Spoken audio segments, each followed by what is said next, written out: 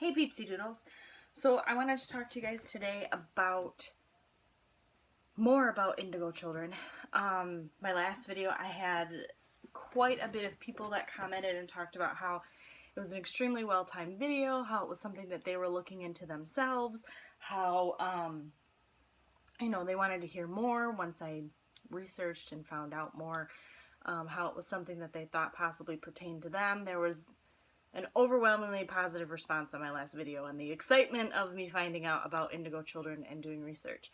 So the past few days I have been doing research on the subject, and I have a nice little notebook here that I have been jotting down notes like crazy.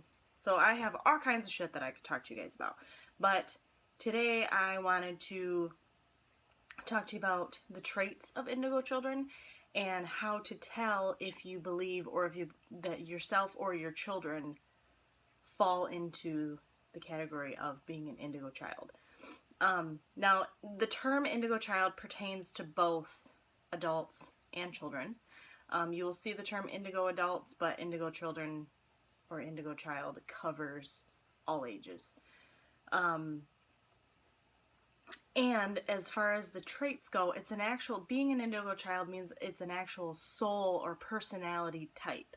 You know, you have these traits for a reason. And that reason being you are in your ultimate goal or your ultimate destiny is to help and aid in bringing about the change from the Piscean age that we're living in to the Aquarian age that we're coming up to.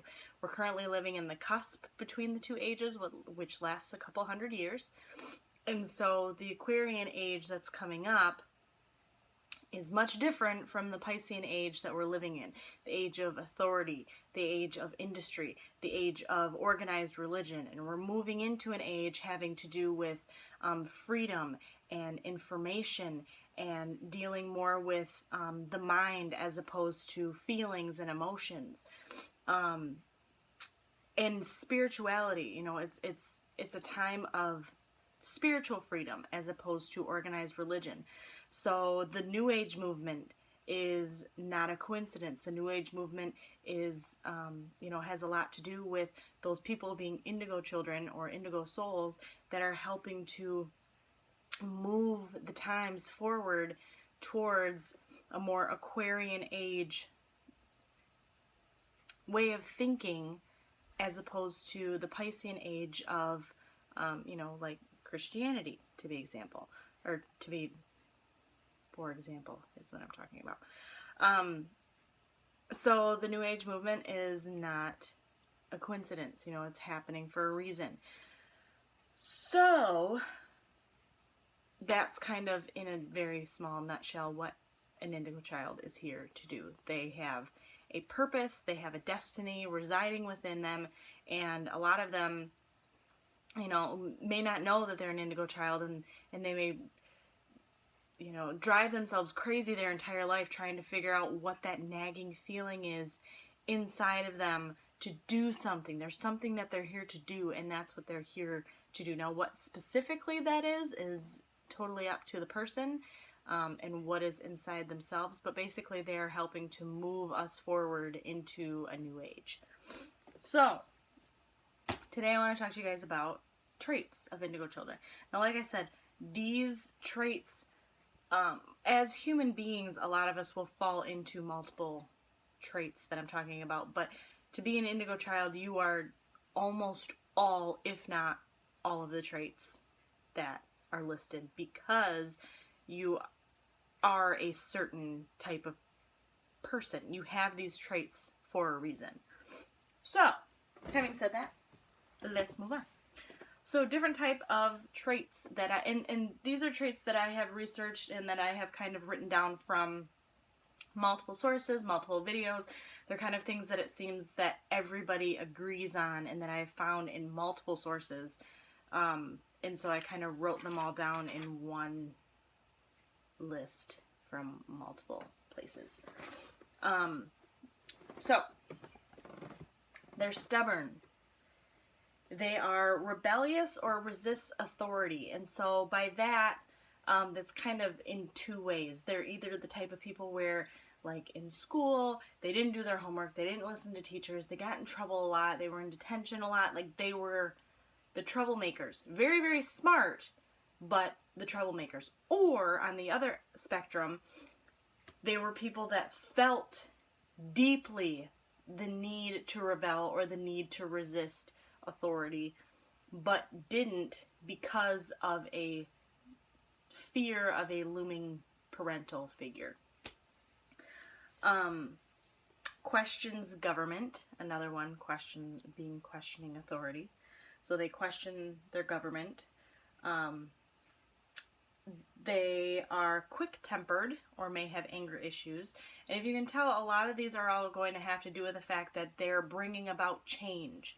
So we are currently living in a society that has the norms, and these people are here to be argumentative, to be stubborn, to resist that authority because they are bringing about change. And so they have to have those traits in order to do so. Anyway, they are argumentative.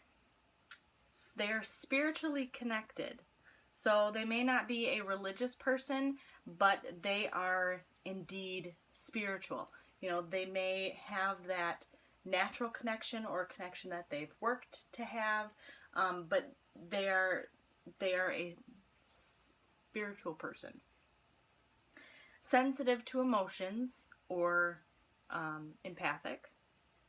They may have had spirit encounters, so and that kind of goes along with being spiritually connected. It doesn't mean that you have to have seen ghosts or heard voices, but many indigo children, with them being spiritually connected, have seen ghosts or have heard voices, that type of thing. They're very intuitive, also along with being spiritually connected, they're intuitive. They need to know why. If somebody tells them to do something, they need to know why they're doing it. They need to know the in and outs of things and the constant why. Why am I doing this? Why is this way? Once again, because they're trying to bring about change, they need to know why we're doing things a certain way so that they can help bring about change. If something doesn't make sense, then why are we doing it? They are creative or artistic, so they like to express themselves in creative ways. They are extremely intelligent, and that kind of goes along with being argumentative and resisting authority. You have to have the intelligence to be able to, explain what it is that you're trying to bring about, and you have to have the knowledge of what you're trying to bring about. You can't just argue for argue's sake. You have to have that constant knowledge going on up top. They possess a strong desire to do something important, and that's kind of what I was talking about earlier with, with having that destiny of bringing about change. They have that feeling of, I'm here to do something, and they may not know what it is, but that resides within them. They may not, but a lot of them have been diagnosed with ADD or ADHD, so they bore easily. They're constantly changing what they're doing because, once again, they're trying to bring about change. So a lot of them, especially if they don't know that they're indigo children and they don't understand what their destiny is, and even if they do know, they're still trying to figure out what kind of change they're supposed to be bringing and what they're supposed to be doing with their life. So they're constantly flitting from thing to thing. They may have issues with anxiety, depression, or temper rages due to being emotionally reactive. And they prefer leadership positions or working alone rather than with a team. So if you do research, like I said, you will find people say other things, and there are other traits out there, but those are the traits that I have found to be kind of the collective traits between different sources. So if you fall into almost all, if not all of those, then indigo children may be something that you want to look into. I have a few books that I am currently reading. The first one I don't have in here. It's on my Kindle, and it also comes in paperback. It's called Indigo Adults. I don't have the author offhand, but I will put it in the description below. And then the other one that I just bought recently, and this one kind of deals more with the parents of indigo children, but I thought it would be interesting for me to read, not only for the fact that, you know, if Aria is an indigo child, I have this book, but it kind of helps you to look into what you were like as a child and kind of follow it back that way. So this is called The Indigo Children, The New Kids Have Arrived by Lee Carroll and Jan Tober. And so that's the other one that I am currently reading. So I hope that this has helped some of you. You can definitely look on Amazon, you can look in metaphysical shops, you can look on YouTube here, type in Indigo Children, and there's information everywhere. I haven't even got into Crystal Children and Rainbow Children because that's a whole nother subject that I have to kind of get through this one first. So, yeah, if these videos are something that you guys enjoy, I definitely have more information, and I am having a lot of fun researching and looking into everything and learning more about this and how it ties into the way that I'm feeling and kind of what I have going on in my life. So I will do more videos if you guys are interested in more videos. So I hope you guys have an awesome day, and I will see you later. Bye!